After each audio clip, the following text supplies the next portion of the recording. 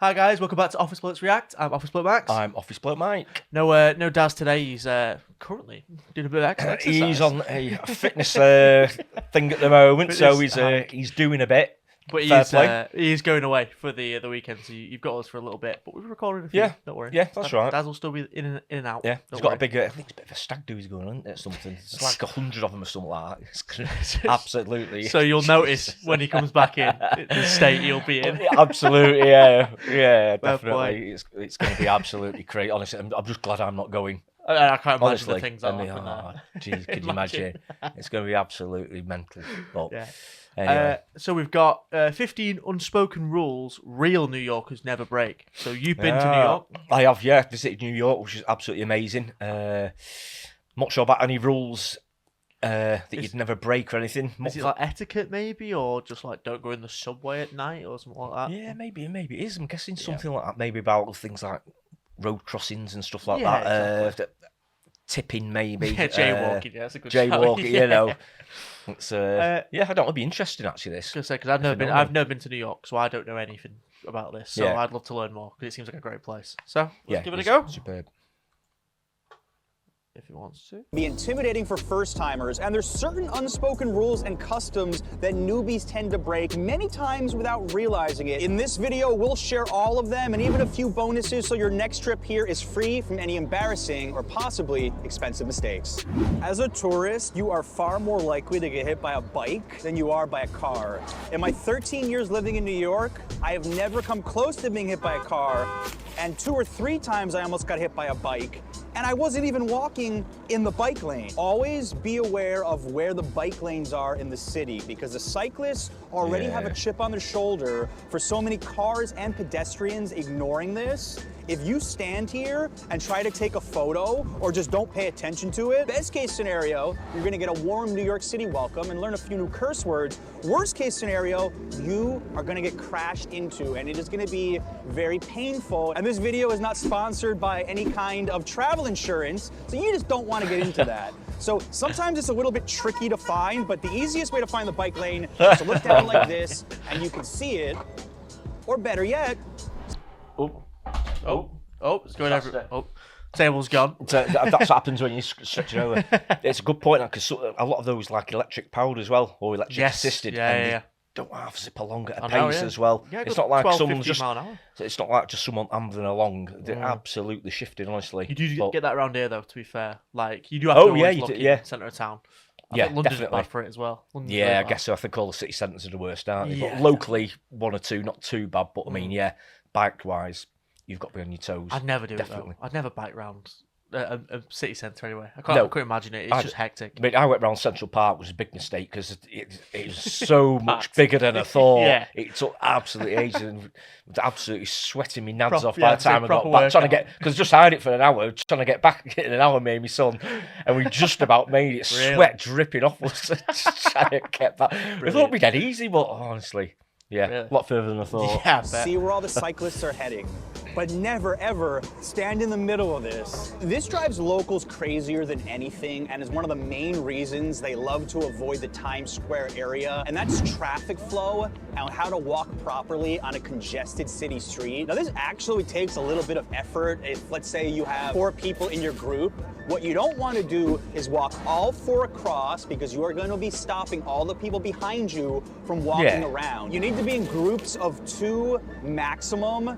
And right now, Times Square is not that busy because it's February, but if you're here during a peak period, you will understand exactly what I mean. And this advice goes for all of New York. And what you never ever want to do is stop in the middle of the sidewalk to take a photo or to look for directions. That is the quickest way to get New Yorkers angry at you. And later on in this video, we're going to talk about some similar concepts underground on the subway. I'm going to share a firsthand experience that occurred about a month ago when I went to MJ the Musical, and this is about Broadway etiquette. Now, I was surrounded by many tourists, and halfway through the show, there were about 2 teens sitting next to Adriana and I, and they started to play with their phones in the middle of the show. And let me tell you, when it's super dark in a theater and somebody's looking at their phone, it is completely distracting and disrespectful. And shame on those parents for not realizing what was going on. The big unspoken rule here is do not play with your phone during a Broadway show. I agree with and that. if you're Yeah, a parent, definitely. make sure that your children have the attention span to sit through an entire performance or find out if there's an intermission or not to avoid situations like that. And if you need even more Broadway tips and tricks, check out the video we shot with a Broadway insider giving you the lowdown. Carmine's Fine Italian Dining, which brings me to tipping, which is something that so many tourists get frustrated with visiting New York. It is such a source of complaint that I've even dedicated an entire video to this foreign American concept of tipping. But the #1 spot I hear about tourists having problems is not even at restaurants, it's at bars, because you are dealing directly with the bartender, and if you do not leave a tip for your drink, you're gonna hear about it. My general rule of thumb is tip $1 per drink, some say $2 per cocktail. The bartender will be much nicer to you as well. I thought it's like percentage. I thought it'd be 10 to 20%. Over here, I think people tend to say about 10% of the bill. Yeah. And that's generally mostly having meals, really, isn't it? Sometimes if Yeah. you go to the bar, say a couple of pints, you don't necessarily give a tip every single time either. do you? No, It's just no, at a no. busy bar. If you like the person who served you, or you know him, Yeah. you'll give him a few extra. If it's quid. table service, that's different. But a lot of the time over here, you just go to a bar, you get your drinks yourself, then you go and sit down. Yeah. And you don't tend to tip all the time, I wouldn't have thought. No. Or was that just me? I do think I agree with you. I think over there though, I don't know if it's changed. Let us know. They get paid like now. Like tipping is That's their main wage, income. and I absolutely get that, yeah. Whereas over here, that bar staff basically get a wage, don't they? Then Yeah, the tips are what it is, a tip over Well, and that's above what they ridiculous get. to be able to hire someone on a few dollars an hour and then be like, oh no, you've got to make your money. It is Like, really, innit? I get Yeah. from the owner's side, like yeah, but you're pushing for better service. Yeah. That's not humane. Like you really can't do that. How did you find that over there? Yeah, I always gave tips because I was very aware of it because Yeah, obviously yeah. Daz has lived over there and everything, so I knew that it was a thing where people did expect a tip. So I tended to go for like sort of 15, 20%, something like that, or, you know, as a general rule of thumb.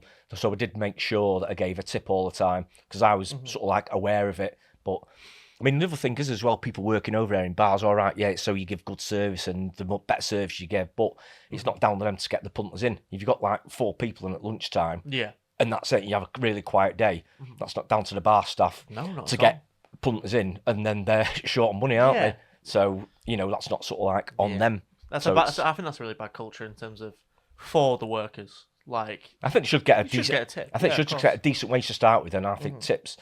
Personally, I think it's better when it's over and above. When you give good service, and Yeah. people say, "I want to give this guy like 10, 20% tip because the service has been absolutely brilliant." exactly, you feel good tipping as well when you got good service instead of Absolutely, being yeah. forced to. Having said that, all the service was good when I was over Yeah, there. yeah, To yeah, be of course. fair, it was all good, and they're fully aware that they need to give good service.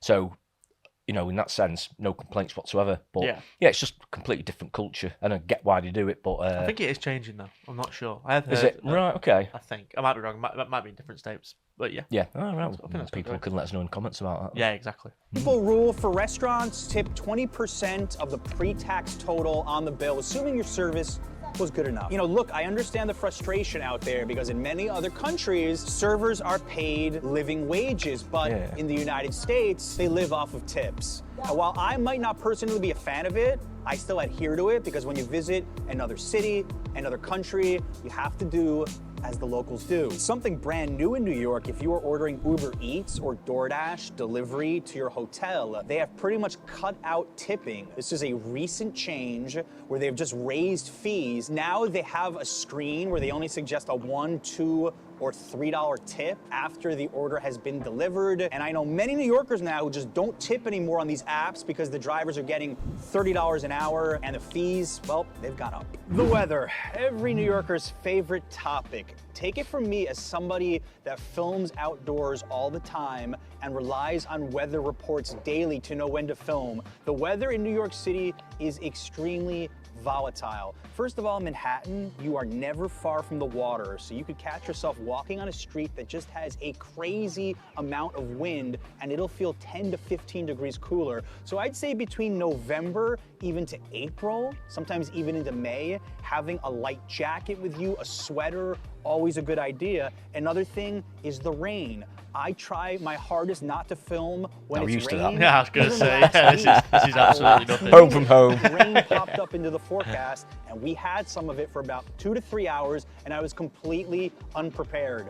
Having an umbrella with you at all times, never a bad idea. An unspoken rule that every New Yorker knows so well, many times from bad experiences, is never accept anything when you're walking, especially in Midtown Manhattan. This is how the majority of the scams that we've covered on this channel occur. Don't say yes to a monk handing you a bracelet, to somebody handing you a CD, to a pamphlet, to somebody holding a clipboard. Just keep your eyes locked ahead, avert your gaze. That's the best advice I can give anybody in New York. And if you need even more advice on avoiding scams in the city, watch the whole video we have dedicated to it. Supporting local businesses. I know how easy it is when you travel to go to franchises like Dunkin' Donuts behind me, to grab a coffee when you're in a rush, rather than going to one of the local street carts and getting a coffee from a vendor that really relies on the income more. Being a New Yorker, and I think visiting New York, is all about supporting small local businesses like that, and I encourage you to go out of your way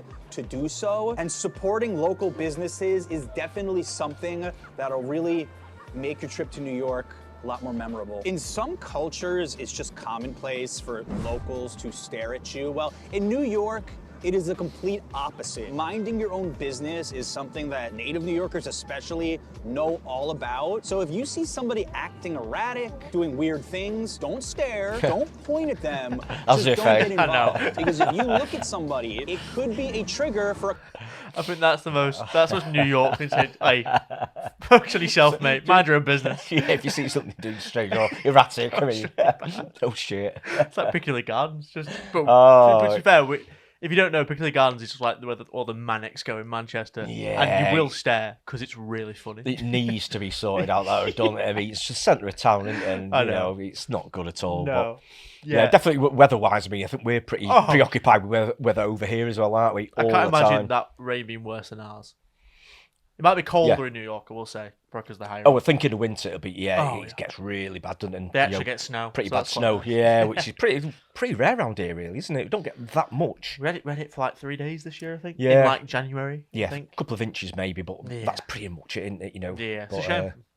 But yeah, there you go. Yeah. A confrontation, or worse, a signal that you even want to fight. So make sure that you do not stare at strangers here, and don't get involved in conflict here unless you absolutely have no other choice. And don't take a picture with the Hulk and expect him to not charge you $20 for it. Don't take an Uber or a taxi when you can take the subway to get there faster. And don't take the subway when it's quicker and easier to walk. This unspoken rule is broken all the time. Now, I would say if you're considering taking an Uber or a taxi between the hours of 7:30 a.m. to 8 p.m., it's almost always faster to take the subway inside of Manhattan, and a lot cheaper. Let me give you a good example. If I'm at Grand Central and I want to get down to Battery Park, you could take the Express 405 and get there in 13 minutes, 5 stops. That same Uber ride is going to take you 25 minutes, probably more with traffic, and cost you $30 to $40 versus the $2.90 you would pay taking the subway. Manhattan is so well connected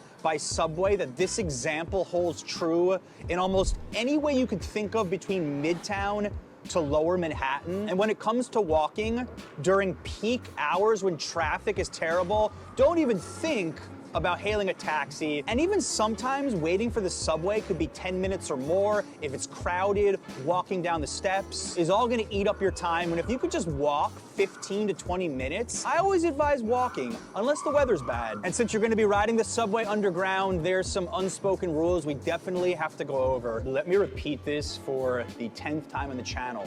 You do not need to buy a Metro card anymore. It is now official. Even at JFK Airport, the AirTrain supports OmniPay, which is contactless payment from your phone or even from a card with a chip. Now, my wife's brother was visiting from Mexico recently, and he was asking me all about this, and I said, as long as you have this enabled in any way, shape, or form, a Metro card is completely useless to you right now. All you need to do is tap your phone or tap your card and you're in. Buying a Metro card, I think it's just an extra step right now. Look, you don't need a Metro card. The Metro card machines it's great, really, isn't it? I mean, anymore. You can pretty much go anywhere in the world now, can't you, with chip and pin? Yeah. And just use it. It's just so easy. I can't believe how late they got it. Like, this is only a recent thing. Obviously, the Metro, isn't it? Let us know, but like, I know Americans, I think, can't do bank transfers to each other's banks. Oh, right, okay. Which, again, might have changed recently, but I remember hearing that. Yeah. And then I can't think not doing that at all, because they're more cash-based now. We're very cashless in terms of in the UK. Oh, very much so, yeah. But I think I remember when contactless first came in, which was like 12 years ago, 10 years ago, something like that. Properly. Yeah, now you're asking, properly, sure, but, like, tapping card on. And, mate, it's such a lifesaver. Like, it's made the... like, you've been to London quite a bit, that's all? Once or twice, yeah. In rush hour in London, whenever I went, if you miss a contactless payment, Joe going to the tube, you will get 15 people annoyed at you, because you've got to be in rhythm. With London, it's ridiculous. I'm sure it's the same there in terms of like tap go straight away. Yeah. And if you're dicking about your Apple Wallet, looking things like that, right, I got pushed in the back once, just like, come on. Right, people who are in a rush and want to get a move on, and right. That's just a busy city, though. That's it is. Well, I'm going in a couple of weeks for a gig, like, but hopefully I won't have to use the underground for it anyway. Yeah, but, exactly. There you go. But yeah.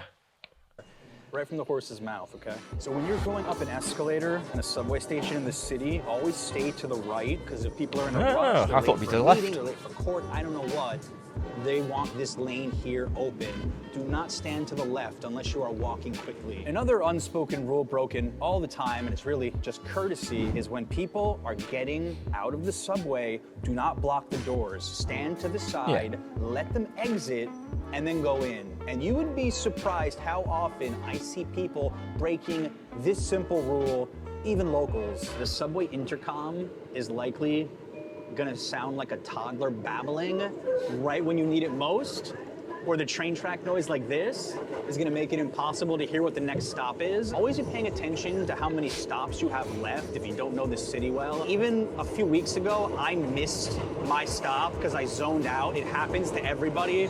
Don't rely on the conductor's voice unless it's clear like that. If the subway is super crowded during rush hour, one advanced tactic is what I'll call pre-walking, is when your station is approaching, standing up and moving towards the door.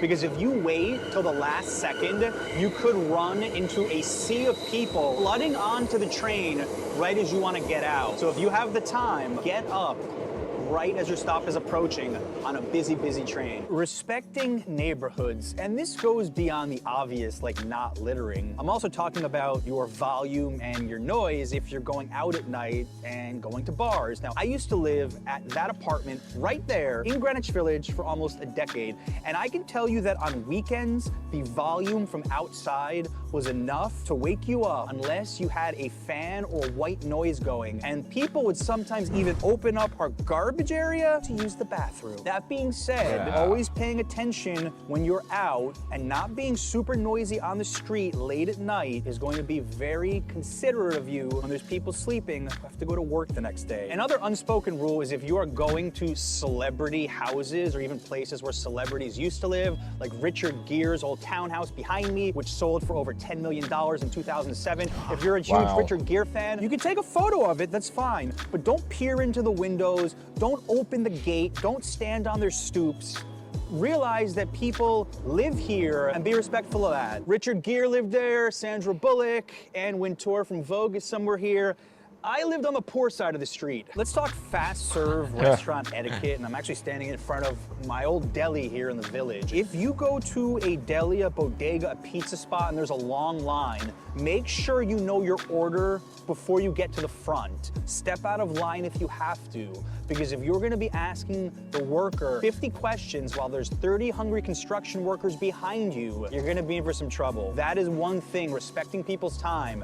If it's busy, check the menu first. I'm gonna throw one more bonus tip out there. If you're at a small casual eatery, let's give an example, Fuzhou Cuisine in Chinatown. They don't have a ton of tables and they're always super busy. What you don't wanna do is sit there after your meal for 20 minutes just chatting if people are waiting for tables. If you're at a finer dining establishment, take your time. They'll let you know if they need the table. But if you're at a small casual place, see if people are waiting for tables and don't sit there and chat laugh for 30 minutes after, and this is something that goes against a lot of cultures. I know even my wife in Mexico loves to do what's called sobremesa after her meal, sit there and chat. You can't do it at all New York eateries, especially popular ones where people need the tables. If you're not from the US, especially Latin America or Europe, listen closely. A lot of tourists run into issues with ordering alcohol. Now, one mistake they make is not bringing ID with them if they look anything under 30. I even sometimes get ID'd. If you go to a restaurant and you order a beer, have either your local ID with you or your passport, just in case. And that advice goes for bars and clubs. Almost every bar in the city IDs, no matter how old you look. Now, something cool about New York versus where I grew up in northern New Jersey is you can buy beer at CVS, you can buy beer at bodegas, you can buy beer at delis. And at a lot of them, you can even buy single beers from a six-pack, which isn't that common everywhere else in the US. Now that you've gotten some of the unspoken rules down, what about saving money? Because visiting New York is expensive enough, and in this video, I share my top 50 free things to do in the city. These will surprise you. That'd be interesting. That would be interesting, yeah. Free things to do. That was a good video. A lot of it is very much common sense, but a you'd lot be of it is. surprised how many people... One of the two things that I didn't know about, like going up the escalators on the right-hand side, on the subway, we have things that like here, that. though, to be fair. Well, I remember being told... I never knew that. I never knew it was a thing. It's more in the train stations and things like that. Like, I go to Piccadilly a lot, so it's just like, just please. Again, in rush hour, Being people fair, will it up. I do tend to, if I go shopping on one of the local supermarkets, and I've done a trolley shop, I do tend to push it to one side in case people want to walk down, because obviously it has the magnets on there so it doesn't roll down the thingy because it's coming down like that. Yeah. So I tend to go over to one side then, but I didn't realise it was a thing going on a certain side. Though, yeah, that's a nice thing to do. I feel like, I don't know, but I feel like people, especially in Manchester, are a lot nicer to other people in terms of like, you kind of think a little bit more. Like, London, they don't do that. No, absolutely zero chance. I get that bit about the delis and the small cafes as well. Yeah. Once you've eaten there, it's not. Yeah, you just need to move on, don't you? Because they've got small amount of tables and covers in there, haven't they? So it's very different here because it's a lot more lax.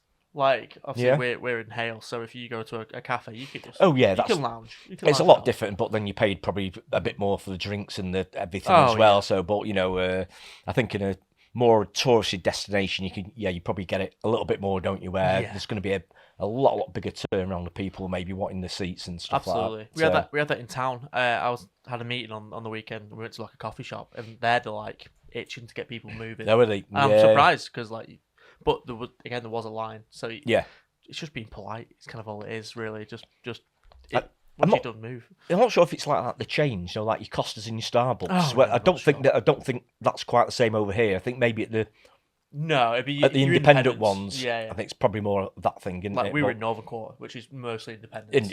I guess so. Yeah. So that's like, we need more money. Come on. Which is fair enough. Yeah. You had your food, you had your drinks. See ya. Let's get someone else in. Which you absolutely get, don't you? That's what it's all about, making money and getting more people, bums on seats, as they say. Exactly, especially in when it comes to New York, it's a very fast-moving place. It's packed. It's busy. Yeah, absolutely. Everyone wants to. When you get there, do what you're going to do, leave. Nice one. Yeah, absolutely, yeah. But I think that was really great video, a great place, so you love it. And really good video, that. Yeah, excellent. Absolutely. Good stuff. All right. Thanks for watching, guys. Please give it a like and subscribe. Comment down below if there's anything we missed or he missed at all, and we'll see you in the next one. Cheers. Cheers.